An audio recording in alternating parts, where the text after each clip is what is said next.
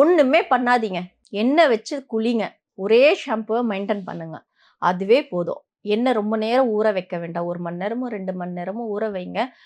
சாம்பார் வெங்காயம்லாம் நல்ல விஷயம் தான். அந்த வெங்காயம் போட்டு கூட நீங்க ஒரு 10 நிமிஷம் ஊற வச்சும் குளிங்க. இதே சிம்பிள். எந்த ப்ராடக்ட்டும் வாங்கி யூஸ் பண்ணிடாதீங்க. எந்த கலரிங் பண்ணாதீங்க. என் எக்ஸ்பீரியன்ஸ சொல்றேன். இந்த ஹேர் வந்து நீங்க இப்போ பார்க்குறீங்க, இவ்ளோ லென்த்து. இது லென்த்தே கிடையாது. முக்காவாசி போய் கால்வாசி நிக்குது. எனக்கு எவ்வளோ முட்டிக்கு இருந்துச்சு? கீழ இருந்துச்சு. எவ்வளோ திக் இருந்துச்சு மேம்? நெறைய திக்கு. ஏன்னா ஜீனு. ம்.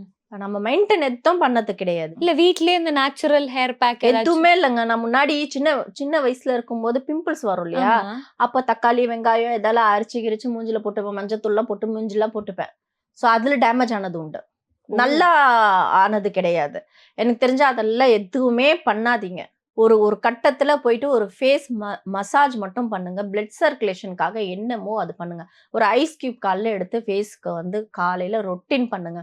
எத்தனை வருஷமானும் பண்ணலாம். வீசிங் ப்ராப்ளம் இருக்கவங்க பண்ணக்கூடாது. மத்தபடி எல்லாருமே ஒரு ஐஸ் கியூப் வச்சு மசாஜ் பண்ணுங்க. ஒரு கிளாத்க்குள்ள டைரக்ட்டா வைக்காம கிளாத்க்குள்ள மசாஜ் பண்ணுங்க. ஸோ இந்த போர்ஸ்லாம் போயிடும். பிம்பிள்ஸ் வராது. பிளட் சர்க்குலேஷன் ஆகும் இந்த ஸ்கின்னுக்கு.